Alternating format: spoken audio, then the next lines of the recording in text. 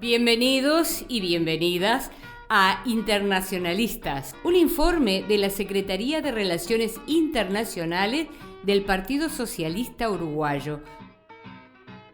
En el capítulo de hoy, a cargo de Florencia Salgueiro y Pablo Fernández, tratamos el tema de la reforma de las jubilaciones en Francia. Algo que resulta de actualidad para todas y todos los que vivimos en Uruguay, ya que con los mismos argumentos que la derecha está exponiendo acá, se llevan a cabo políticas para recortar derechos. Macron ha impuesto por decreto la reforma, que en lenguaje sencillo significa trabajar más años para cobrar menos. En Francia se decidió la reforma de las jubilaciones. La edad jubilatoria aumentará de 62 a 64 años en 2030 y será necesario haber trabajado 43 años para cobrar la pensión completa. Esta propuesta había sido parte de la campaña de Emmanuel Macron a la presidencia de Francia, a la que accedió en 2017 y fue reelecto en 2022, derrotando a la ultraderechista Marine Le Pen. En enero de 2023 hizo la propuesta y se considera prácticamente aprobada al momento de grabación de este episodio. Esta reforma, que es antipopular y anticlase trabajadora, es rechazada por 7 de cada 10 franceses y solo tiene el apoyo de las clases más acomodadas y de quienes están actualmente jubilados y no se verán afectados por ella. Quienes la defienden usan argumentos conocidos sobre el déficit fiscal y el aumento de la esperanza de vida, a lo que se suman los criterios sobre qué cantidad de deuda pública pueden tener los estados según los estándares de la Unión Europea. Quienes se oponen dicen que se trata de justicia social y del derecho al descanso. También dicen que el déficit tiene mucho más que ver con las exoneraciones fiscales que el gobierno ha dado a las empresas en este periodo y que habría maneras menos injustas de subsanarlo, por ejemplo, volviendo a imponer un impuesto sobre las fortunas que Macron sacó. También dicen que las consecuencias las van a sufrir quienes tienen trabajos más precarizados, especialmente las mujeres que pasan tiempo fuera del mercado laboral por la maternidad. De última, dicen que es una discusión sobre la identidad de Francia y el modelo de país que se propone, en medio de un deterioro de los servicios públicos y de la situación económica por la inflación y la crisis energética. Las protestas no se hicieron esperar. Desde el 19 de enero de 2023 fueron organizadas por una intersindical de trabajadores, tanto en París como en otras ciudades de Francia. Hubo numerosos incidentes, por ejemplo, en Marsella un centenar de manifestantes intentaron asaltar la prefectura, otros en Toulouse quemaron contenedores de basura y lo mismo en Lille y Montpellier. En Burdeos, por ejemplo, se utilizó gas lacrimógeno para dispersar a los manifestantes. Diversos sectores del país, como los transportes, la enseñanza, las refinerías o los recogedores de basura, están en huelga desde hace varios días, algunos hace semanas, y piensan seguir, a lo que se les ha añadido los sindicatos que han convocado nuevas jornadas de manifestaciones incluso ahora. Las marchas más multitudinarias de lo que va del siglo. 3.5 millones de personas, según la Confederación General de Trabajadores, en la protesta del 7 de marzo, en las que también hubo piquetes en varias rutas, con menos detenidos que las de los chalecos amarillos, al ser marchas mayormente pacíficas, donde la gente reclama por sus derechos. En días de movilizaciones, más de un 50% de trenes de alta velocidad cancelados y un 70% de los regionales. Pero igual Macron se negó a recibir a la intersindical en todo este proceso.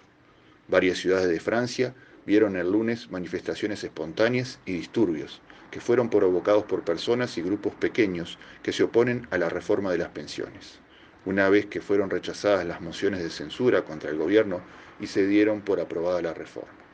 En varios puntos de París se registraron incendios callejeros de pequeñas dimensiones. Las personas aprovecharon la gran cantidad de basura que se acumula en las calles por los varios días que se encuentra en huelga el personal de limpieza de la ciudad. Muchos de los manifestantes se concentraron en una plaza turística de la zona cercana al mausoleo de Napoleón. De esta misma aglomeración participaron diputados de la izquierda francesa insumisa, quienes se oponen a la reforma.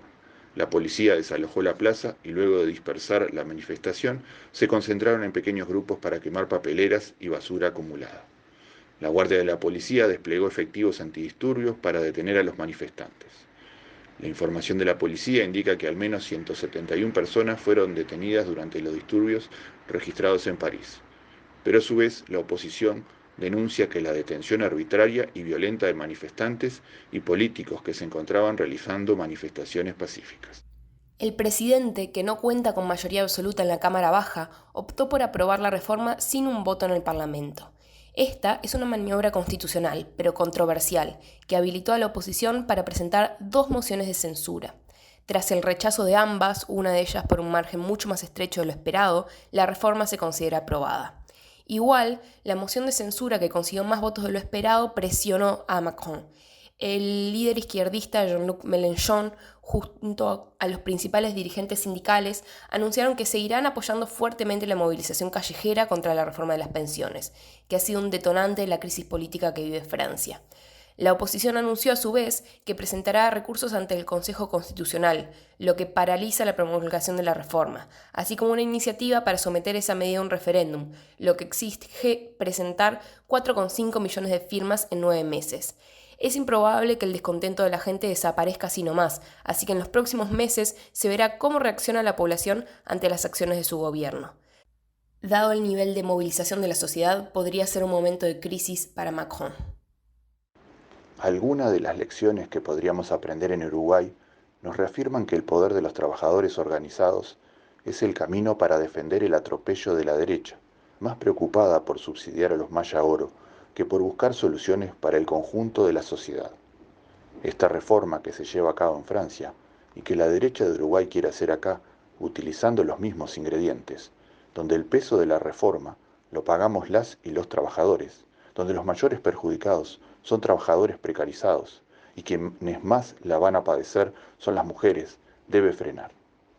Es importante reafirmar nuestro carácter internacionalista, sabernos parte de una lucha contra la explotación y el abuso que se da en todas partes al mismo tiempo, y para la que nos necesitamos entre todos y todas, seamos uruguayos o franceses.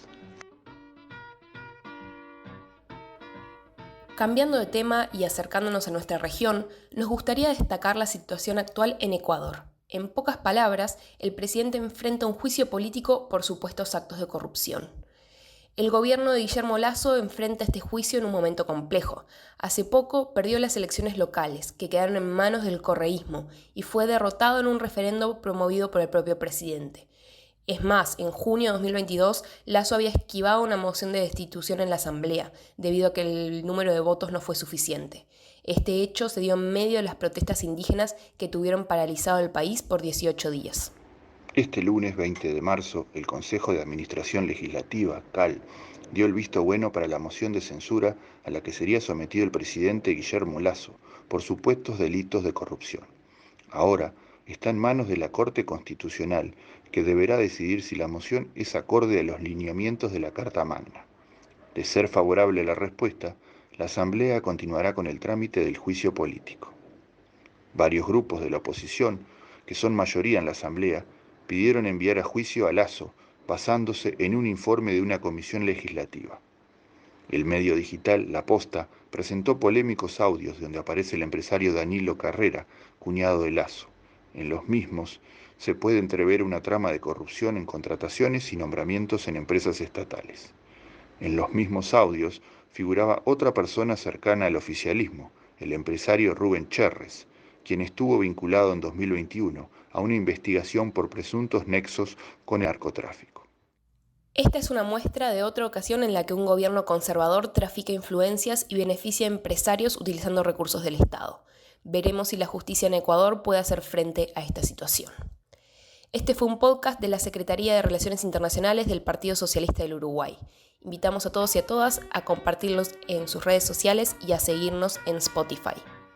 Seguiremos observando este y otros temas con el espíritu internacionalista que está en las señas de identidad del Partido Socialista Uruguayo.